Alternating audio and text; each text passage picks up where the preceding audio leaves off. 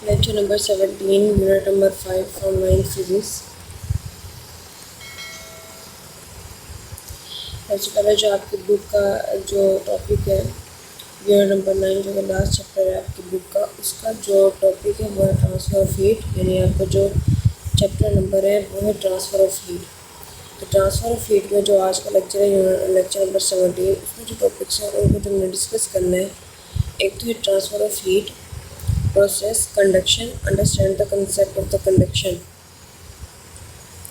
Transfer of heat में हमें ये देखना है कि हीट किस तरह ट्रांसफ़र होती है, प्रोसेस क्या क्या प्रोसेस टेक प्लेस होते हैं कि हीट जैसे ट्रांसफ़र हो रही होती है। कंडक्शन हमने मेथड देखना होता है कि कंडक्शन जो है बेसिकली ट्रांसफ़र ऑफ हीट की हीट जो है वो किस तरह ट्रांसफ़र हो रही होती है, उसमें जो प्रोसेस टेक प्लेस होते हैं, एक तो होता है कंडक्शन, एक होता है convection, and last one is radiation.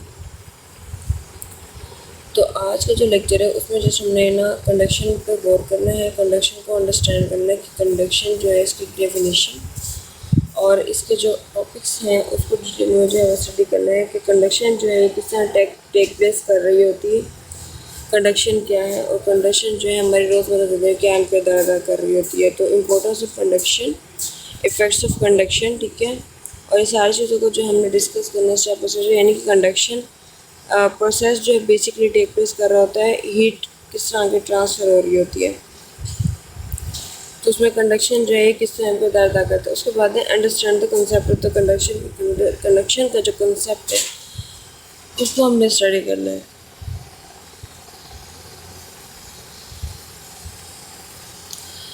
So what is heat and use of heat, कि हीट क्या है और हीट के इस्तेमाल क्या है।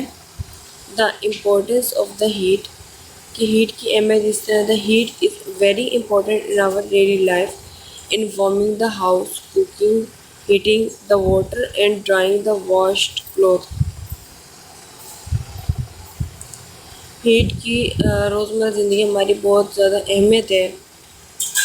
हीट जो है हम किरदार अदा करती है, जैसे कि हमारी हीट जो है हमारी रोज़मर्रा ज़िंदगी में किरदार, जैसे कि सर्दियों के मौसम में घरों को गर्म रखने के लिए जो है हम लोग चूल्हे वगैरह जलाते हैं, हीटर जलाते हैं। बेसिकली वो हीट ही वहीं से प्रोवाइड की जा रही होती है, जिसकी वजह से जो घर हैं वो गर्म रखे जाते हैं। इसके अलावा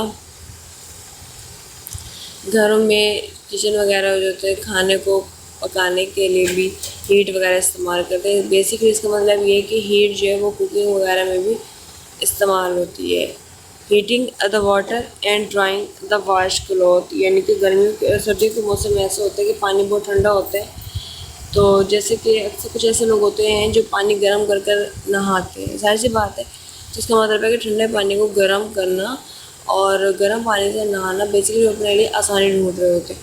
तो आसानी कहाँ से मिलती है, हीट की वजह से, कि हीट जो है हम किरदार अदा कर रही होती है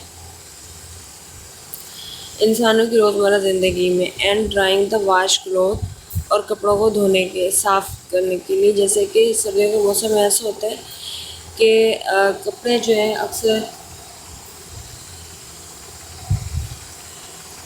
जो घरेलू खातून होती हैं वो घरों में अपने जब कपड़े धोती हैं, ऐसी बात है सर्दियों के मौसम में कपड़े आसानी से तो नहीं सूखते, तो कुछ ऐसी होती हैं जो चूल्हे के मतलब चूल्हा जला लेती हैं कमरे में, ये हीट वगैरह प्रोवाइड कर देती है जिसके कमरा गर्म होता है और जो पानी होता है कपड़ों में से वो एवोपरेट बन के उड़ जाते हैं। हम जानते हैं कि जो पानी होता है उसका एवोपरेशन टेक प्लेस करते हैं जब हीट प्रोवाइड की जाती है, temperature.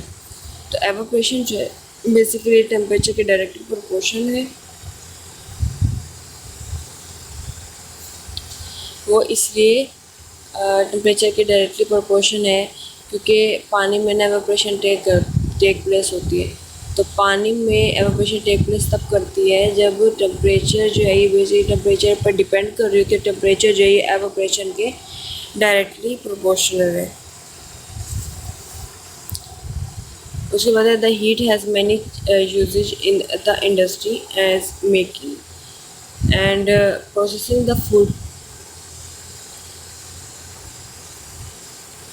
and manufacture of the glass, the paper, the textile etc. Heat जो है बेसिकली इंडस्ट्री वगैरह में इस्तेमाल होती है as making and processing the food, food वगैरह बनाने में, मैन्युफैक्चरिंग ऑफ ग्लास को बनाने में, एंड पेपर टेक्सटाइल वगैरह। यानी कि हीट जो है ये इंडस्ट्री फैक्ट्री वगैरह में भी अपना इम्पैक्ट अदा करती है चीज़ों को बनाने में, जैसे कि ग्लास है, पेपर है, etc। उसके बाद है how does the heat transfer in space, कि स्पेस में हीट जो है किस तरह ट्रांसफ़र की जाती है। तो हीट को ट्रांसफ़र करने के लिए एक तो पहले हीट जो है वो ट्रैवल करती है स्पेस के अंदर अपने प्राइमरी वे से। जो प्राइमरी वे है हीट के ट्रांसफ़र होने का वो है radiation. The means that heat is not separate out through the medium, it travels through as on earth. Basically heat को ट्रांसफ़र होने के लिए ये नहीं है कि अगर हीट ट्रांसफ़र होना है तो उसको डिफरेंट टाइप के मीडियम से उसको सेपरेट आउट किया जाएगा, नहीं, उसको एक पास करवाने के लिए ख़ास मीडियम की ज़रूरत होती है, चाहे उसमें फिर रेडिएशन हो, चाहे कन्वेक्शन हो, चाहे कंडक्शन हो। लेकिन रेडिएशन जो ये एक प्राइमरी सोर्स, एक प्राइमरी वे है हीट को आगे ट्रांसफ़र करने का, हीट को आगे फॉरवर्ड करने का। तो हीट जो बेसिकली अगर ट्रैवलिंग शो कर रही होती है वो रेडिएशन की वजह से शो कर रही थी। पहला मरहला जो है वो रेडिएशन का इशू हो रहा होता है कि हीट जो है बेसिकली आगे फॉरवर्ड जो हो रही थी, जिस वे में हो रही होती है वो रेडिएशन है। लेकिन फर्दर जो हम टॉपिक डिस्कस करेंगे जैसे कि कंडक्शन, कन्वेक्शन आज के लेक्चर में। तो कंडक्शन जो है जस्ट आज के टॉपिक का यानी कि आज का हमारा उन्वान है इस लेक्चर का। जैसे कंडक्शन जो है उसको ही हमने आज फर्दर डिटेल में डिस्कस करना है, बाकी रेडिएशन कन्वेक्शन जो है नेक्स्ट लेक्चर में डिस्कस करेंगे। उसके बाद है रेडिएशन जो कुछ ऐसी होती हैं जो सन से आती हैं और हमारे एटमॉस्फेयर के मालिक्यूल्स को गर्म करती हैं, and they warm other molecules and they warm others in turn. कि जब सूरज की जो शुआएँ होती हैं बेसिकली जब हमारे एटमॉस्फेयर के मालिक्यूल से टकराते हैं तो एटमॉस्फेयर के मालिक्यूल्स को गर्म कर लेती हैं। इसी तरीके से सूरज की जो शुआएँ जब सूरज से आती हैं तो सूरज से आने वाली शुआओं में बेसिकली रेडिएशन रेज़ होती हैं जो कि हमारी ज़मीन पर आती हैं और हमारी ज़मीन को क्या करती हैं, गर्म करती हैं। तो सूरज से आने वाली जो शुआएँ होती हैं बेसिकली हमारे एटमॉस्फेयर के मॉलिक्यूल्स को क्या कर देती हैं, गर्म कर देती हैं।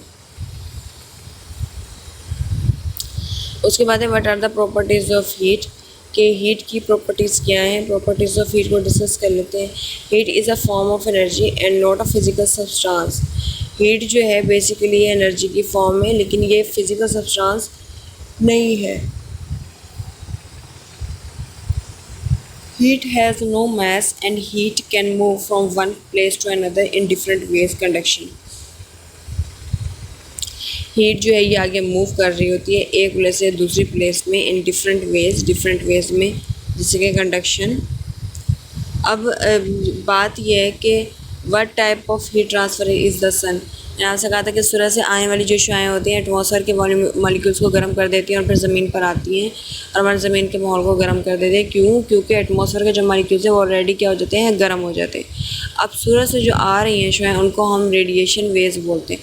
तो रेडियो एक्टिव वेव्स को बेसिकली अगर हम उसको इलेक्ट्रिकली देखें that is electromagnetic waves. Radiation is the transfer of heat energy through space by electromagnetic radiation. कि इलेक्ट्रोमैग्नेटिक रेडिएशन के ज़रिए ही जो रेडिएशंस होते हैं जो सूरज से आ रही होती हैं वो हमारी वो हीट एनर्जी ट्रांसफ़र कर रही होती है through space. Most of the electromagnetic radiation that comes to the earth from the sun is invisible. कुछ ऐसी रेडिएशंस होती हैं जो इलेक्ट्रोमैग्नेटिक वेव्स के थ्रू हमारे ज़मीन पर आती हैं लेकिन वो इनविजिबल होती है,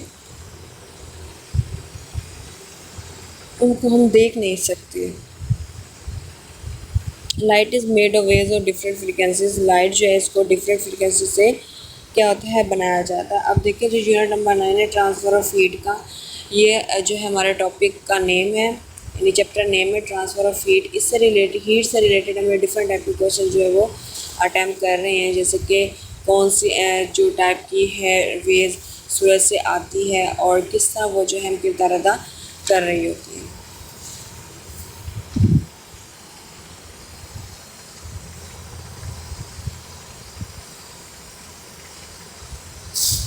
तो ट्रांसफ़र ऑफ हीट को जो है उसमें हमने 3 प्रोसेस जो पढ़े थे, एक कंडक्शन, कन्वेक्शन और रेडिएशन। ठीक है, उसके बाद आ जाती है कंडक्शन। कंडक्शन को हम डिस्कस कर लेते हैं। सबसे पहले आपकी बुक से, फिर उसके बाद जो है हम फर्दर डिस्कस करेंगे इसको।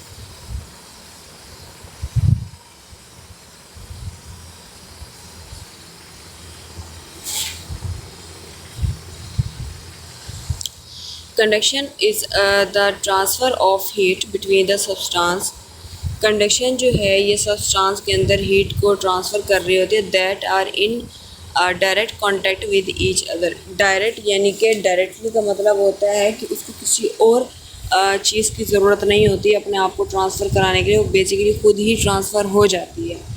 उसके बाद है the better the conductor the more rapidly heat will be transfer. के हमें पता कंडक्टर क्या होता है, कंडक्टर की अगर हम डेफिनेशन पढ़ें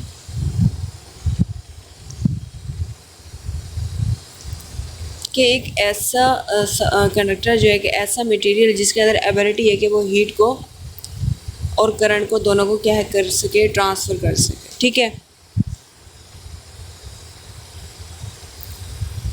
अब हीट जो है वो कैसे ट्रांसफ़र होती है, वो डायरेक्टली तौर पर अगर हम देखें, डायरेक्टली तौर पर हीट जो है कैसे ट्रांसफ़र हो रही है, तो कंडक्शन के थ्रू हो रही है। The better the conductor the more rapidly heat will be transfer. Metal is a good conduction of heat. अच्छा, एक तो है इसकी बेसिकली यहाँ पर एग्जांपल शो की गई कि कंडक्टर जो होते हैं ना, इनके अंदर एबिलिटी होती है ये करंट को और हीट को क्या कर सकते हैं, कंडक्ट करते हैं। और इनमें जो बेस्ट एग्जांपल है वो मेटल्स की है। मेटल्स के अंदर बेसिकली अगर हम देखें, इनके अंदर फ्री इलेक्ट्रॉन्स होते हैं, ठीक है, और ये इजीली ये रैपिडली मूव कर रहे होते हैं और रैंडमली मूव कर रहे होते हैं, जिसकी वजह से क्या होता है कि मेटल्स यानी कि जो सब्सटेंस मेटल की बनी हुई होती है ना, उनके अंदर फ्री स्पेस क्रिएट हो जाती है। जब हीट हम प्रोवाइड करते हैं तो मालिक्यूल जो है वो रैंडमली मूव करते हैं, जिसकी वजह से रैंडमली मोशन की वजह से मालिक्यूल जब आपस में टकराते हैं और हीट जो वहाँ से इजीली पास हो जाती है। तो बेसिकली यहाँ से जो वो था वो ये कि मेटल्स के जो मालिक्यूल्स होते हैं वो सेपरेट होते हैं एक दूसरे से, ठीक है, और उनमें फ्रीली मोशन होती है, कंडक्ट कर सकते हैं इजीली। बेसिकली उनका मकसद ये होता है कि जो फ्रीली इलेक्ट्रॉन्स हैं वो एक दूसरे से टकराते हैं और उनके दरमियान बहुत ज़्यादा गैप होता है, चाहे वो इलेक्ट्रिसिटी को ट्रांसफ़र कर रहे हैं चाहे वो हीट को ट्रांसफ़र कर रहे हैं। इसलिए जो मेटल्स होते हैं इसको हम good conductor of heat and electricity भी बोलते हैं। कंडक्शन कैसे, अच्छा अब देखिए कंडक्शन का हम टॉपिक पढ़ रहे थे तो हम जैसे पता कंडक्शन की डेफिनेशन पढ़ी, फिर हम देख रहे हैं कंडक्शन जो है ये कैसे अकर होती है, कैसे वाक़ होती है। किसी भी सब्सटेंस में conduction occur when a substance is heated, particles will gain more energy and vibrate more. जैसे कि कंडक्शन का प्रोसेस कैसे टेक प्लेस होता है कि कंडक्शन जो है सब्सटेंस में जैसे हम हीट करते हैं उसके मालिक्यूल्स जो हैं वो गर्म हो जाते हैं। क्यों? क्योंकि वो हीट को एब्जॉर्ब कर लेते हैं। मालिक्यूल जब हीट को एब्जॉर्ब कर लेते हैं उसके बाद एनर्जी को गेन करने के बाद क्या करते हैं, वो एक दूसरे से वाइब्रेट करते हैं, एक दूसरे से मोशन मूव कर शो कर रहे होते हैं, यानी कि वाइब्रेशन शो कर रहे होते हैं। तो कंडक्शन का पेज नंबर 195 जो है अपनी बुक ऑफ अगर हम करें पेज नंबर 195 यूनिट नंबर 9 का, उसमें तो कंडक्शन का जो पहला पैराग्राफ है उसको स्टडी कर लेते हैं। Conduction the handle of metal spoon held, इसकी एग्जांपल जो हम बेसिकली डिस्कस कर रहे हैं। The handle of metal spoon, spoon जो बेसिकली एक मेटल की बनी हुई है और उसके हैंडल को जब हम एक गर्म पानी पर रखते हैं एंड सून गेट्स वार्म, तो उसका क्या होता है कि जो स्पून होता है वो इजीली क्या हो जाता है, गर्म हो जाता है। क्यों? क्योंकि उससे डायरेक्टली जो कंडक्शन शो की, यानी डायरेक्टली जो वो हीट जो ट्रांसफ़र हो रही है। But in case of wooden spoon, लेकिन अब देखिए अब यहाँ पर ना दो एग्जांपल जिनको कंपेयर किया जा रहा है, एक तो है मेटल का स्पून और एक है वुडन स्पून, यानी कि ऐसा स्पून है जो कि मेटल का बना हुआ है, यानी धात का बना हुआ है। और बेसिकली हम लोग जानते हैं कि मेटल जो है it is a good conductor of heat and electricity, ठीक है। और एक जो स्पून है वो वुडन यानी लकड़ी का बना हुआ था। हमें पता है कि वुड जो है basically it is non conductor and insulator, तो एक तरफ हम कंडक्टर पढ़ रहे हैं, दूसरी तरफ हम इंसुलेटर पढ़ रहे हैं, तो जाहिर सी बात है जो कंडक्टर है वहाँ से हीट इलेक्ट्रिसिटी इजीली पास होगी एज़ कम्पेयर टू इंसुलेटर। तो वुडन स्पोन जो है वहाँ से जो हीट है वो डायरेक्टली पास नहीं होगी, ठीक है, और उसमें जो इलेक्ट्रिसिटी पास नहीं होगी। लेकिन अगर हम मेटल स्पोन की बात करते हैं तो due to the presence of free electrons and the molecules of free electrons is easily move and they show random motion. So because of these ability the metals have conduct electricity and heat, ठीक है। उसके बाद है the handle does not gate harm, यानी कि जो wooden spoon का जो है वो था हैंड था वो क्या हुआ, वार्म होना उसने शुरू नहीं किया।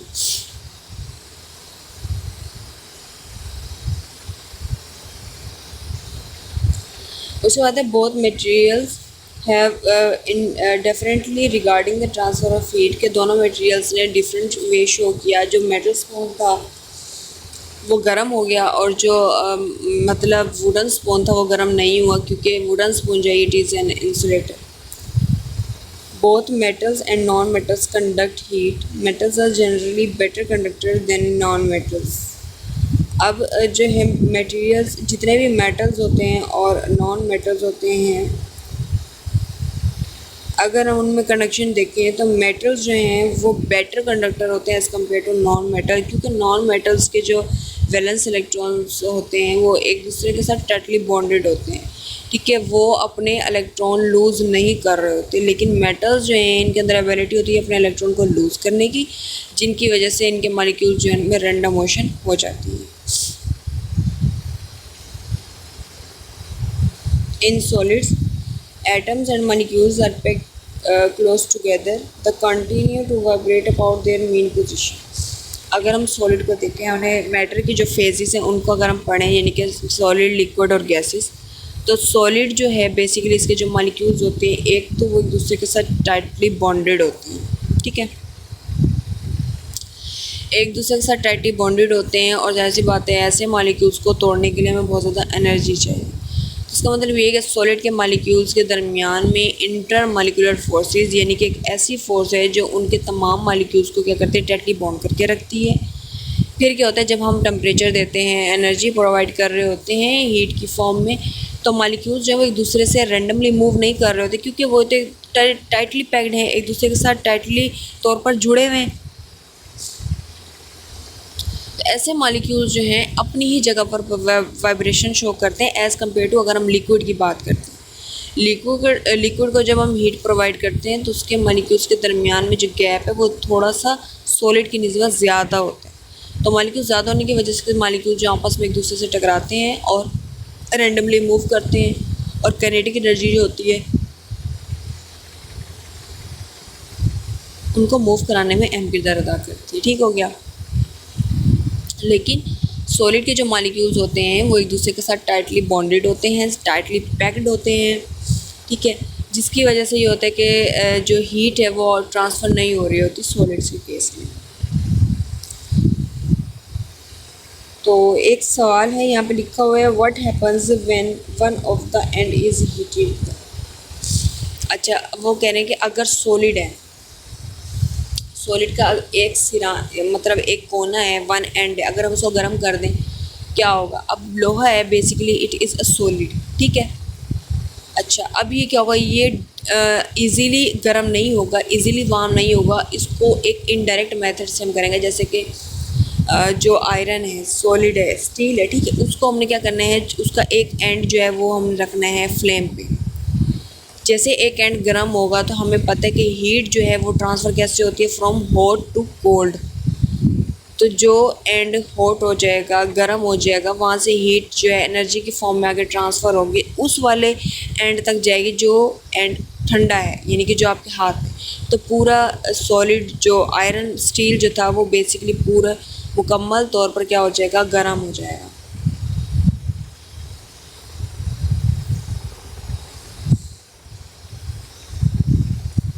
फिर है पेज नंबर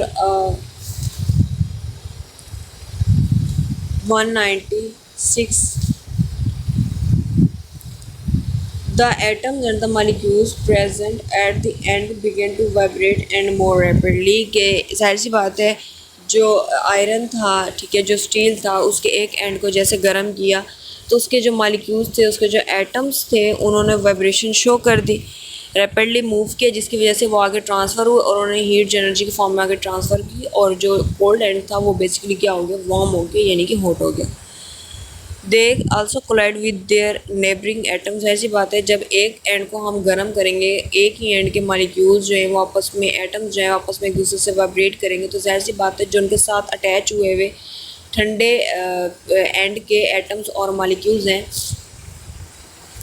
उनमें भी तो हीट एनर्जी ट्रांसफ़र होगी ना, तो वो भी क्या होंगे, वाइब्रेशन शो करेंगे, वाइब्रेट होना शुरू हो जाएंगे। इन डूइंग सो, यानी ऐसा सब कुछ करते हुए, they pass some of their energy to the neighbouring atoms. जैसे ही हमें पता है कि हीट जो है वो ट्रांसफ़र होती है फ्रॉम हॉट टू कोल्ड, तो क्या होता है कि एक सिरे से जब हीट जो है वो आगे ट्रांसफ़र होगी तो गर्म हिस्से से जब वो ठंडे हिस्से की तरफ जाएगी तो क्या होगा कि सारा हिस्सा जो है वो गर्म हो जाएगा, यानी कि मालिक्यूल्स जो हैं वो एक दूसरे में कोलिजन शो करेंगे। The atoms or the molecules in turn pass the part of the energy to their neighbouring particles, और नेबरिंग पार्टिकल जो हैं वहाँ से हीट एनर्जी जो है वो ट्रांसफ़र होना शुरू हो जाएगी, यानी कि जो हॉट पार्ट जो था वहाँ से हीट ट्रांसफ़र होगी और वो कोल्ड की तरफ जाना शुरू कर देगी। This is also the process very small transfer of heat take place from hot to cold. और ये कंडक्शन जो बेसिकली एक छोटा सा मेथड होता है जहाँ से हीट जो है वो सॉलिड से सॉलिड में ट्रांसफ़र होती है फ्रॉम हॉट टू कोल्ड, यानी कि कंडक्शन जो है बेसिकली एक ऐसा मेथड होता है जहाँ पर डायरेक्टली जो हीट ट्रांसफ़र हो जाती है hot to cold in case of the conduction. अगर हम रेट की जो डेफिनेशन डिस्कस करते हैं, rate, the rate of heat transfer to an object is equal to the thermal conductivity of the materials the object is made from multiplied by the surface area in contact multiplied by the difference temperature between the objects divided by the thickness of the material। तो conductivity basically अगर हम यानी कि rate को define कर रहे थे कि जो हीट जो होती है वो जैसे ट्रांसफ़र हो रही होती है, हीट के अमाउंट जिस तरह ट्रांसफ़र हो रही होती है वो बेसिकली इस तरह हो रही होती है कि जो जिस मटेरियल में हीट बेसिकली आगे फॉर्म मतलब ज़्यादा अमाउंट में ट्रांसफ़र हो रही थी, उसके मटेरियल्स पर डिपेंड कर रही होती है कि मटेरियल जो है उस चीज़ का वो कितनी अमाउंट में जो है हीट को कंडक्ट कर रहा है। तो हीट को कंडक्ट करने में यानी कि मटेरियल जो होते हैं हम किरदार अदा कर रहे होते हैं, ये उसका क्या क्या कहलाता है, रेट। अब लेंथ, एरिया और टेम्परेचर यानी कि दोनों एंड्स के दरमियान में जो टेम्परेचर का डिफरेंस है ये बेसिकली क्या कर रहा होता है, इस पर डिपेंड कर रहा होता है।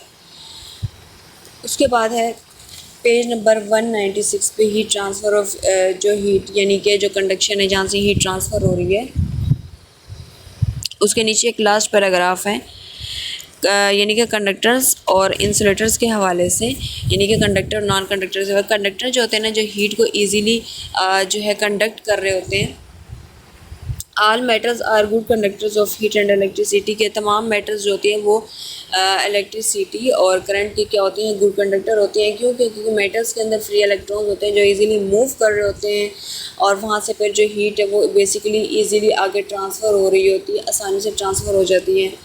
तो मेटल्स के अंदर जो है ऐसी एबिलिटी होती है कि वो हीट को कंडक्ट कर सकते हैं। उसके मालिक्यूल्स जो है एक दूसरे से सेपरेट होते हैं, लेकिन अगर हम नॉन कंडक्टर यानी इंसुलेटर की बात करते हैं तो उसके मालिक्यूल्स जो आपस में एक दूसरे से टाइटली बॉन्डेड होते हैं, तो वहाँ से इलेक्ट्रिसिटी या हीट को कंडक्ट करना बहुत ज़्यादा मुश्किल हो जाता है। तो यहाँ पर जो कुछ ऐसे नॉन मेटल्स होते हैं जो टाइटली बॉन्डेड होते हैं, जिनके मालिक्यूल्स और वहाँ से हीट का गुजरना मुश्किल हो जाता है, तो वो कहलाते हैं इंसुलेटर। बेस्ट एग्जांपल जो है वुड है, यानी कि लकड़ी। अगर हम लकड़ी को गर्म करते हैं तो उसके मालिक्यूल्स जो एक दूसरे से टाइटली बॉन्डेड हैं, यानी सॉलिड की एक एग्जांपल हम ले रहे हैं, तो मालिक्यूल्स जो है एक दूसरे से टाइटली बॉन्डेड होने की वजह से हीट वहाँ से कंडक्ट नहीं होगी।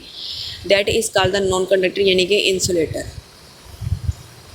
लेकिन मेटल की कुछ ऐसी वायर होती हैं जो इजीली गर्म हो जाती हैं, यानी कि वहाँ वो क्या है, गुड कंडक्टर, वहाँ से हीट जो है वो इजीली पास हो जाती है।